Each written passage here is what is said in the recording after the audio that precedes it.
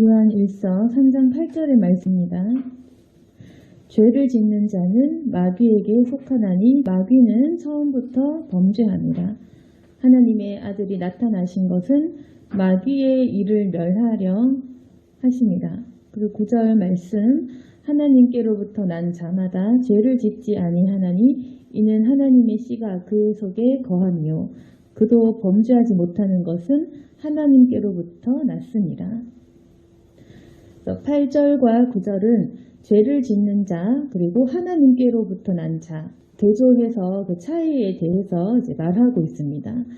죄를 짓는 자는 마귀에게 속한 사람이고 그리고 하나님께로부터 난 자 하나님께 속한 사람은 죄를 짓지 않는다고 기록이 되어 있습니다.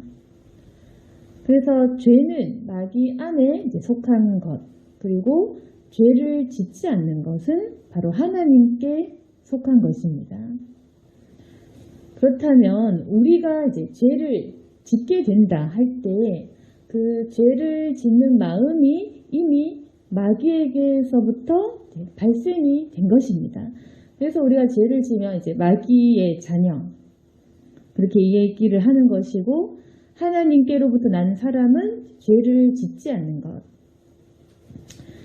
그래서 우리가 물론 죄를 짓지만 회개를 하고 있습니다. 그래서 우리가 죄인이지만 하나님께로부터 난 사람이라는 그 확신은 어디에서 얻을 수 있냐면 우리가 하는 그 회개의 행위, 회개의 행위는 죄에서 돌이키는 것을 의미합니다. 그래서 우리가 영원히 죄를 한 번도 안 지을 수는 없지만 그 죄에서 돌이키는 행위, 그래서 마귀의 일을 우리가 떠나고 하나님께 돌아가는 그 회개의 행위가 바로 우리가 하나님께로 나아가는 방법입니다. 그러면 그래도 우리가 지은 죄는 어떻게 하느냐? 그 문제는 예수님이 해결을 이미 하셨습니다. 그래서 내가 죄인으로 태어난 문제, 그리고 이미 저지른 죄에 대한 문제는 예수님께서 해결하신 일이고 우리가 그걸 걱정할 필요가 없는 것입니다. 우리가 이미 지은 죄, 그리고 원죄 속에서 우리가 태어난 죄, 우리 안에 여전히 가득한 죄에 대한 부분은 예수님께서 해결을 하셨지만 우리가 이제 필요한 부분은 하나님께로 돌이키고 하나님께로 가려고 하는 그 회개하는 마음이 우리 인간에게는 선한 일이 되는 것입니다.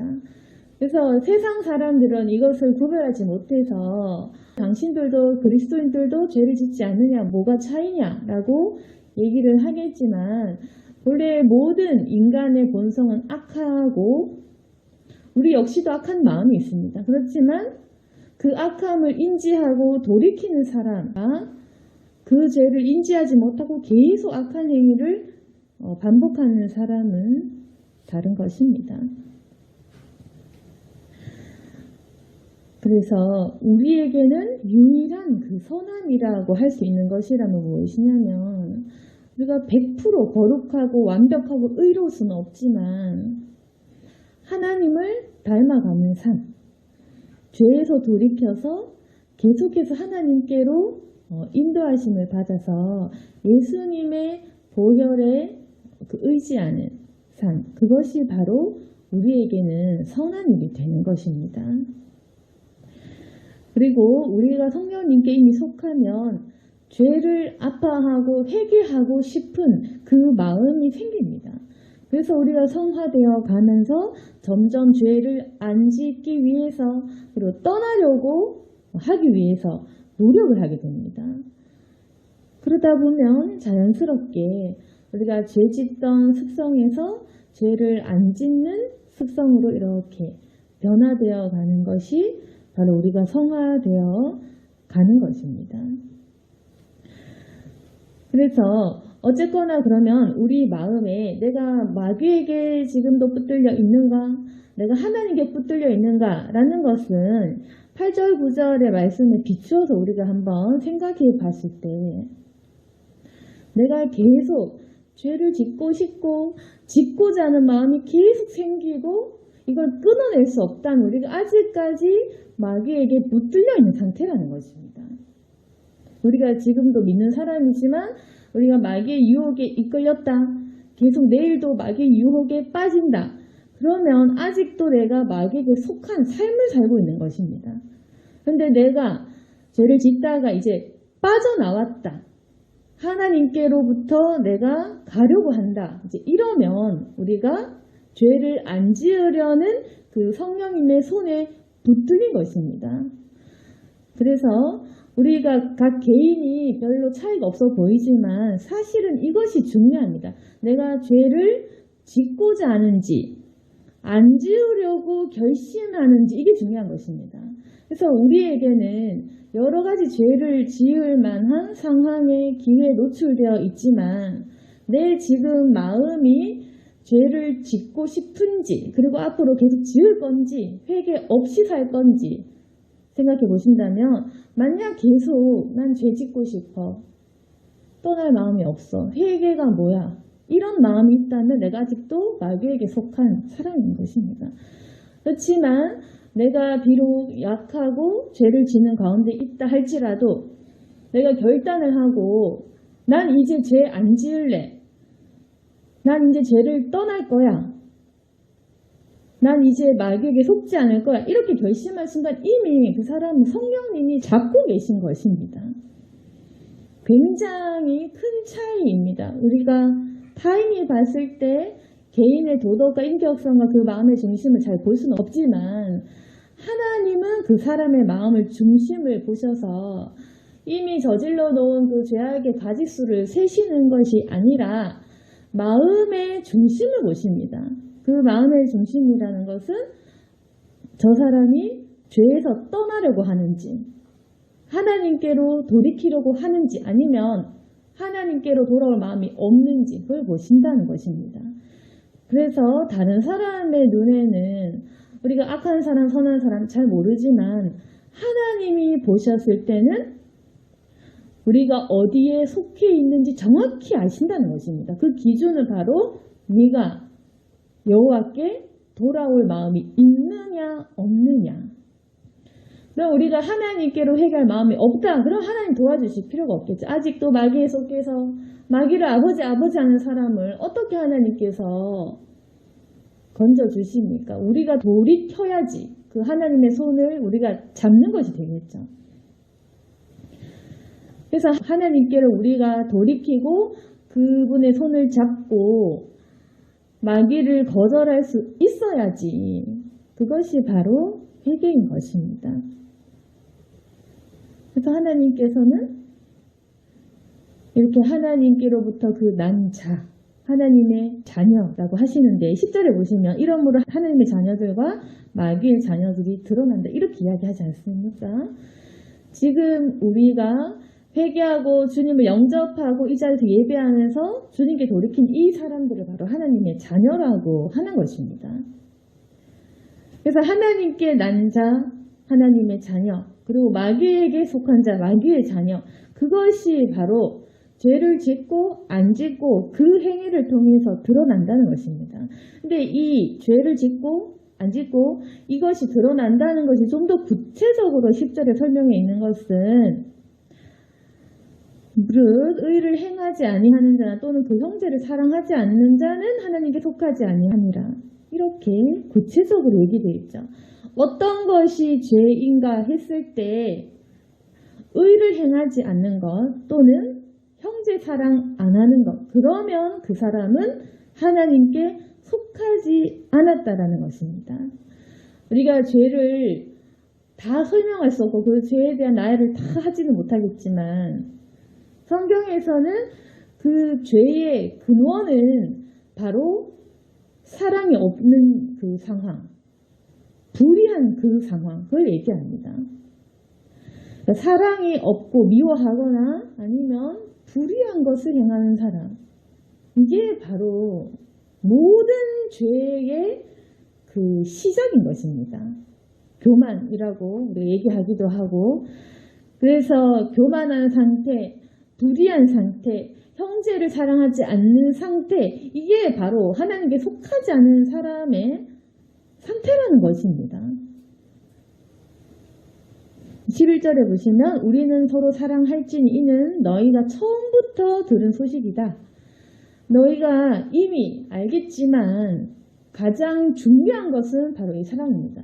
그래서 모든 죄가 우리가 죄의 제목을 10개, 20개, 100개, 1000개, 10,000개를 나열해봐도 결국엔 뭐냐면 사랑이 없으면 죄를 짓습니다. 사랑이 없으면 거기서 비교, 질투, 시기, 미움 이런 거 생겨나고 또 사랑이 없으면 거기서 욕망과 그런 사람들을 이기고 경쟁하고 미워하고 하면서 내가 혼자 살아남고 싶고 또 나 혼자 성공하고 싶고 여기서 이제 물질에 대한 욕망과 탐심이 생기는 것이고 사람을 해치고 괴롭히고 여러 가지 범죄 모든 것들이 결국에는 사랑하지 않을 때 생기는 것입니다. 그래서 모든 죄악은 우리 안에 분노나 화나 이런 것들을 살펴보아도 결국 내 안에 사랑이 없으면 이러한 죄가 생기는 것입니다. 하나님을 사랑하지 않을 때 그리고 사람을 사랑하지 않을 때.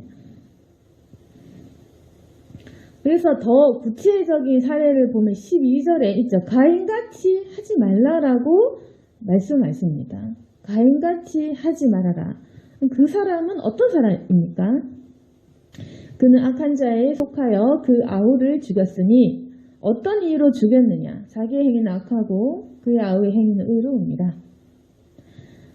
가인이 친아우를 죽였는데 이 사람이 왜 동생을 죽였느냐? 왜 죽였을까요? 결국에는 성경은 말하기를 자기 행위는 악하고 아우의 행위는 의롭기 때문에 결국에는 불의한 자가 의로운 자를 죽일 수밖에 없는 것입니다. 이게 뭡니까? 우리 단순한 시기 질투라고 볼 수 있지만 이것은 악한 사람이 의로운 사람을 보고 견디지 못하는 것. 어두움이 빛을 견디지 못한 상태, 이게 바로 악이라는 것입니다. 예수 그리스도께서 오셨을 때 어둠에 속한 모든 사람은 예수님을 반대하고 시기 질투하고 견딜 수 없어서 마침내 그분을, 죄 없는 그분을 죽일 수밖에 없었습니다. 십자가에 못 박을 수밖에 없을 만큼 악한 사람은 의로운 사람을 두고 볼 수가 없는 것입니다. 그래서 가인이 아우를 죽인 것, 불의한 자가 그 의로운 행위를 보지 못하는 것, 이게 바로 죄인 것입니다. 가인같이 하지 말아라. 결국에는 이 악한 가인은 아우를 사랑하지 못했기 때문에 그 아우의 의로움을 보고 시기 질투해서 그 아우를 죽였다. 그런데 만약 가인이 아우를 사랑했다면 어땠을까요? 만약에 그 가인이 동생 아벨을 사랑해서 비록 자신의 제사를 하나님께서 받지 않으셨고 아벨의 제사만 받으셨다 할지라도 마음에 또 그런 섭섭함과 분노가 있다 할지라도 아우를 참아 사랑했으면 당연히 죽이는 일은 하지 못했을 것입니다. 근데 그 안에 미움이 있고 그 아우에 대한 사랑이 없기 때문에 살인이라는 큰 죄로 빠지게 된 것입니다. 물론 시기, 질투 모든 것이 잘못되었습니다. 가인은 하나님께 제사도 잘못 드렸고 이 마음 자체 회개하지 못하고 자신을 돌이키지 못한 그 모든 행위가 잘못됐지만 결국 만약에 그 아우를 사랑만 했다면 그 사랑이 살인이라는 행위는 막았겠죠. 사랑은 모든 그 시기, 질투도 이길 수 있는 것입니다. 극단적인 죄까지 가지 않았을 것입니다. 사랑은 우리의 모든 죄를 다스리게 한다는 것입니다. 사랑은 용서를 가능하게 하고 사랑은 우리의 죄를 절제하게 하고 사랑은 결국에는 우리 죄를 막아서는 그런 것이 됩니다. 그래서 가인과 같은 상태, 마귀에게 속한 상태가 되면 가인과 같이 죄를 짓게 됩니다. 이제 가인같이 마귀에게 속한 사람은 어떤 사고를 가지냐면 하나님이 왜 내 제사를 안 받으셨지? 그래서 참 이것이 희한한 건 뭐냐면 만약에 가인이 하나님께 속했다 그러면 똑같은 그 상황에서 하나님이 내 제사를 안 받으셨지만 자기 자신을 돌아보겠죠. 하나님께 속한 사람 미처 실수를 해서 제사를 잘 못 드렸다. 그렇게 해도 하나님께 속한 사람은 회개를 할 것입니다. 왜 내 제사는 안 받으셨을까? 내가 잘못되었구나. 내가 무언가 잘못 생각했구나 라고 하면서 자신을 돌아보겠죠. 그리고 자신을 바꾸겠죠. 아벨의 제사는 왜 받으셨지? 그럼 아벨의 제사를 따라하면 되는 것입니다. 내가 선해지면 되는 것입니다. 그래서 하나님께 속한 사람이라면 회개를 하고 아벨처럼 제사를 똑바로 드리고 자신을 경건하게 하고 돌아보고 자신을 고칠 것입니다. 그게 하나님에 속한 사람이 하는 행동입니다. 그렇지만 가인은 그렇게 하지 않았습니다. 그냥 기분 나쁜 것입니다. 가인은 일단 기분이 나쁘고 불쾌하고 생각하기 싫고 내가 무엇을 잘못했는지 그건 생각하기가 싫고 일단 아벨이 꼴보기 싫은 상태인 것입니다. 그게 바로 마귀에게 속한 사람. 마귀에게 속한 사람은 이성적인 거 논리적으로 설명할 수 없는 겁니다. 네가 잘못했잖아. 네가 회개 이게 굉장히 당연한 말인데도 가인은 듣지 못하는 것입니다. 그냥 아벨이 싫다. 그냥 기분 나쁘다. 왜 하나님은 나를 사랑 안 하시나? 왜 하나님은 내가 아닌 아벨을 사랑하시나? 내가 더 형인데 왜 하나님 나의 것을 안 받아주시나? 이렇게 하는 것입니다.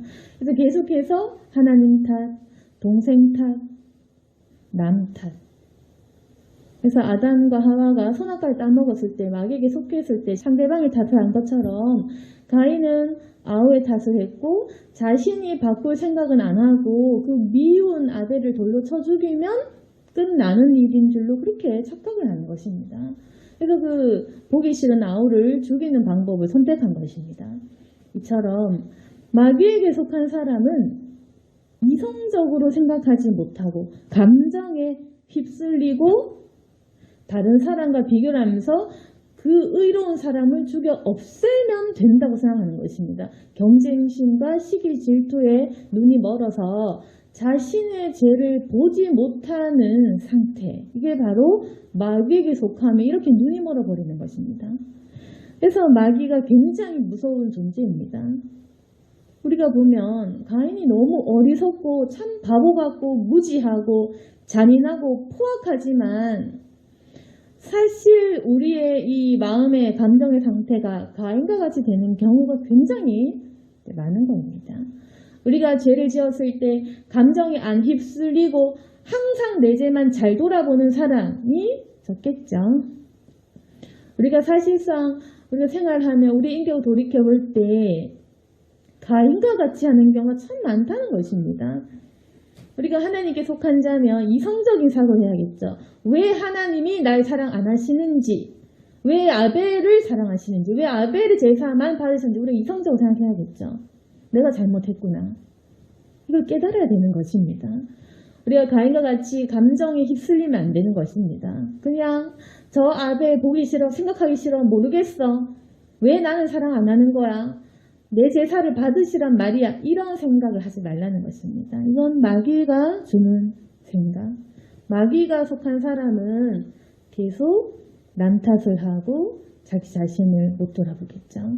그렇지만 하나님께 속한 사람은 자신을 돌아볼 줄 압니다. 회개할 줄 압니다.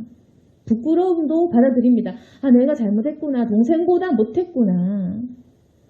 내가 하나님께 예배 드릴지 모르고 제사할 줄 몰랐구나. 바치는 걸 몰랐구나. 내 마음에 탐욕이 있었구나. 내 마음에 열등감과 비교의식이 있구나. 내 마음에 아우를 보기 싫어하는 마음이 있구나. 라고 자신을 돌아보겠죠. 이게 바로 회개이고 만약에 가인이 동생을 사랑하고 회개하는 길을 선택했다면 가인이 하나님께로부터 벌을 받는 일은 없었겠죠. 그래서 이처럼 이 세상은 마귀에게 속해 있습니다. 이 세상은 마귀에 속한 세상. 그리고 우리는 하나님의 나라를 전파하고 그 하나님의 나라를 확장시켜야 될 의무가 있는 그러한 그리스도인들입니다. 근데 여기서 중요한 것은 가인이 아벨을 죽이려고 했고 죽였던 것처럼 결국 어둠에 속한 사람은 빛에 속한 사람들을 미워합니다. 보기 싫어하고 죽이려 하고 사람들이 예수님을 못 박은 것처럼 결국 어둠에 속한 사람은 빛된 그리스도인들을 미워할 것이다. 그래서 13절에 형제들아 세상이 너를 미워하여도 이상 여기지 말아라. 그래서 우리가 구별할 것은 뭐냐면 우리가 물론 나쁜 행동으로 세상에 욕먹으면 안 되겠지만 만약에 우리가 의로운 행위 때문에 공격을 받는다면 잘하는 것입니다. 우리가 의로워서 거룩해서 선해서 예수님을 잘 전해서 미움받는 것은 마땅한 것입니다. 그래서 만약 형제들아 너희가 예수님 복음 전하기 위해 전하다가 오해받고 전하다가 미움을 받아도 이상히 여기지 말아라. 본래 그런 것입니다. 마귀는 하나님의 자녀를 좋아할 리가 없고 공격을 안 할 리가 없는 것입니다. 그래서 우리가 교회 다니면서 하나님을 사랑하면서 예배하면서 세상에 미움을 받는 것이라면 이것은 우리가 이상하게 여길 일이 아니라 당연히 여기고 잘 감당하고 오히려 기뻐해야 될 것입니다. 14절에 우리는 형제를 사랑함으로 사망에서 옮겨 생명으로 들어간 줄 알거니와 사랑하지 않는 자는 사망에 머물러 있다. 그 형제를 미워하는 자마다 살인하는 자니 살인하는 자마다 영생이 그 속에 거하지 아니하는 것을 너희가 아는 바라. 성경은 좀 더 우리를 극단적으로 얘기합니다. 미워하는 자마다 살인하는 자다. 결국 본질은 비슷하다는 것입니다. 우리가 물론 사람을 폭행하거나 살인한 적은 없지만 이 죄의 뿌리라는 것은 같아서 미워하는 자마다 살인하는 자다. 이렇게 말로 상처 주고 또 마음으로 미워하고 또 어떤 행위로 미워하는 이런 사람들 가인이 아벨을 질투하고 시기해서 쳐 죽인 것처럼 이 마음에 우리 안에 있는 그 죄는 살인하는 자다. 형제 미워하는 거 살인하는 죄나 비슷하다. 결국에는 그 죄라는 습성은 같은 것입니다.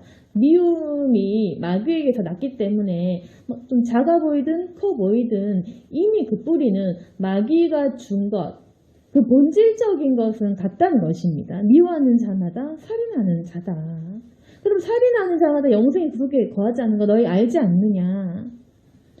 그래서 이 말은 뭐냐면 결국에는 우리가 이 마음에 분노와 미움을 당연시하고 허용을 하는 순간 살인하는 자처럼 우리가 악해져서 결국 영생 우리 안에 거하지 않는다는 것입니다.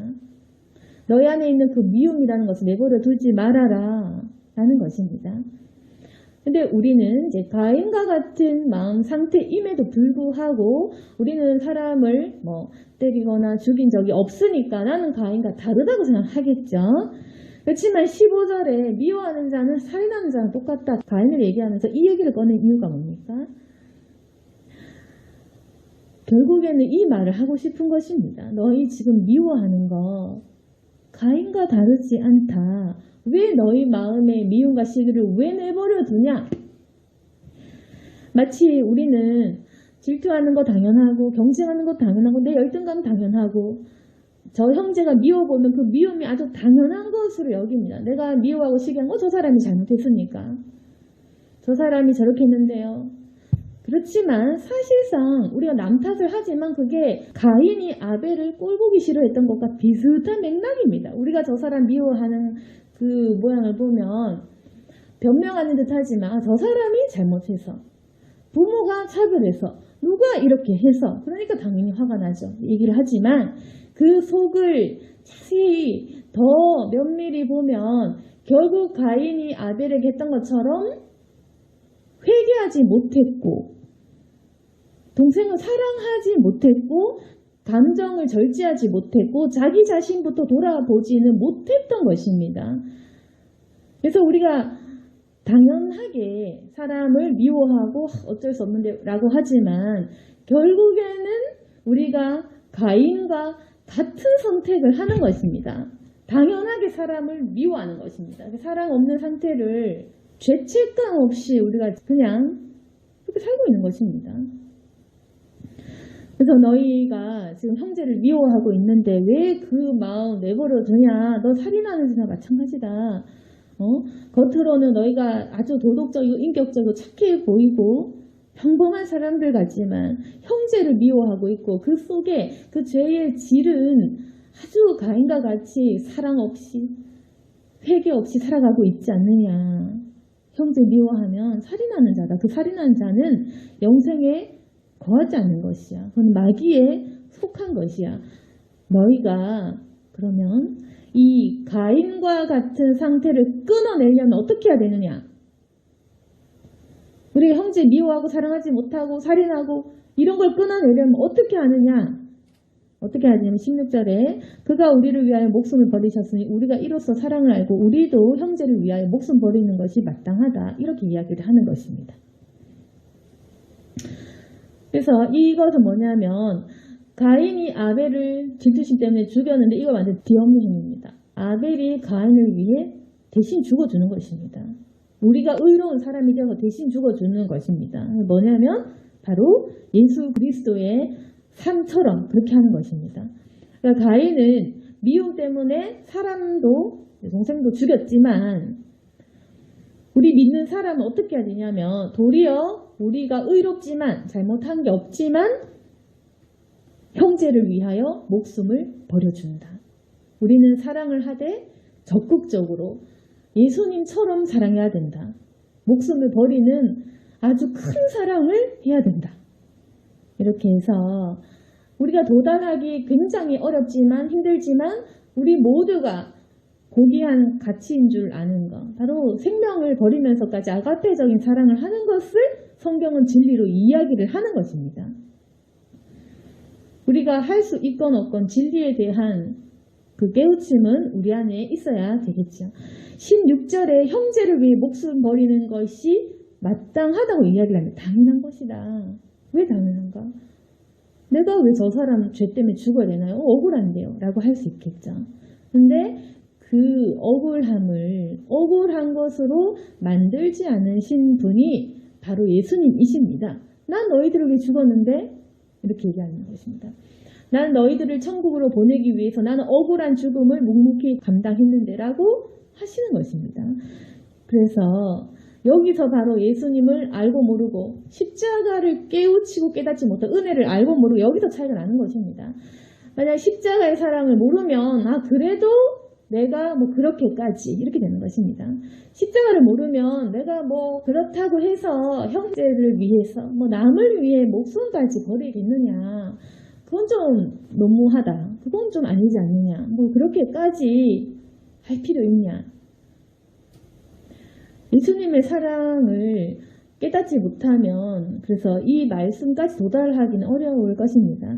그렇지만 만약에 예수님의 사랑을 알고 그 은혜를 알고 십자가의 그 깨우침이 있고 예수님의 그 십자가의 삶 속에서 우리가 제자로 산다고 결단했을 때는 이 말씀이 마땅한 것이 되는 겁니다. 아주 당연하다. 이렇게 되는 것입니다. 그래서 은혜를 모르면 여기까지 힘든데요. 이건 좀 아닌 것 같은데 이건 내 삶은 아닌데요. 라고 얘기하겠지만 은혜를 체험하고 십자가의 진수를 알아버린 사람은 이게 마땅하고 이게 당연하고 이건 너무나 당연하게 내가 가야 할 길이다. 나는 목숨을 버리고 주님의 일을 해야겠다. 이렇게 되는 것입니다. 그래서 참 이러한 거룩한 선의 기준이 어떤 사람에게는 너무한데요가 되는 것이고 또 어떤 사람한테는 아주 당연한 것입니다. 이걸 안 하면 안 되는 것입니다. 그래서 예수님의 마음과 같아진 사람이 되면 이게 너무나 당연하고 이렇게 하지 않으면 괴롭고 이렇게 하지 않으면 견딜 수 없는 그 마음을 가지게 되는 것입니다. 그래서 예수님의 마음을 가진 사람, 예수님의 마음과 동일한 사람은 사도 바울처럼 아니면 예수님의 그 순교한 제자들처럼 그렇게 살아갈 수밖에 없는 것입니다. 그래서 그 사람들은 너무나 당연하게 예수님이 나를 위해 목숨을 버리셨으니까 당연히 나도 은혜를 갚아야 되니까 나는 은혜를 아는 자니까 이렇게 하는 것입니다. 그래서 17절은 좀 더 구체적으로 그러면 형제를 목숨을 버리는 행위가 그건 뭐냐? 뭐 어떻게 목숨을 뭐 버릴까? 그랬을 때 17절에 이 세상 재물 가지고 궁핍함을 보고도 도와줄 마음 닫으며 하나님의 사랑이 어찌 계속이 더하겠느냐. 결국에는 너희가 왜 형제를 미워하고 재물을 가지고도 가난한 사람 보면서도 그걸 왜 안 본 척 못 본 척 그렇게 하냐는 것입니다. 그래서 18절에 자녀들아 말과 혀로만 하지 말고 행함과 진실함으로 하자. 그런 것입니다. 그래서 이 요한일서의 말씀은 그리스도인들에게 이야기를 합니다. 너희 재물을 가지고 도와주지 않지. 궁핍함을 보고도 못 본 척하지. 그러면서도 말과 혀로만 예수님 안다고 얘기하지. 그렇게 서로 비방하고 또 서로 경쟁하고 그렇게 하기도 하지. 이 초대교회 성도들한테 이 질문을 던지는 것입니다. 그런데 너희 그거 아느냐? 하나님께 속한 사람, 마귀에게 속한 사람이 있다. 마귀에게 속한 사람은 죄를 지으려고 가인같이 한다. 이미 질투와 시기경이 있으면 너희는 가인과 같은 상태야. 너희 이미 예수님 믿는다고 하지만 가인과 같이 서로 상대방을 찌르려고 하지 않느냐. 그건 이미 너희 거룩해 보지만 실상 속에는 살인하는 죄처럼 무서운 죄다. 너희가 다시금 형제를 위해 목숨을 버리는 것을 아주 마땅하게 너희가 여겨야 된다. 이제는 말과 혀로만 하지 말고 행위와 진실함으로 해야 한다. 그래서 이제 우리가 진리에 속한 줄 알고 마음을 굳세게 해라. 20절 말씀은 겁니다. 만약에 우리 마음이 책망할 마음이 있어도 하나님은 우리보다 크시고 모든 걸 아시기 때문에 괜찮다는 것입니다. 그래서 만약에 우리가 이제는 내가 형제를 사랑해야 되겠습니다. 이제 내가 미워하지 않겠습니다고 할 때 만약 우리 마음이 우리를 책망할 일이 있어도 하나님은 다 아시기 때문에 괜찮다. 그런데 만약에 우리가 잘못을 했다면 하나님을 이제 의지하고 긍휼을 구할 것이고 만약에 우리가 책망할 것이 없다고 칩니다. 그러면 그때는 구하라고 합니다. 22절에 무엇이든지 구하는 바를 그에게서 받는다. 이제 오늘 말씀의 결론입니다. 무엇이든지 구하는 것을 그에게서 받는다.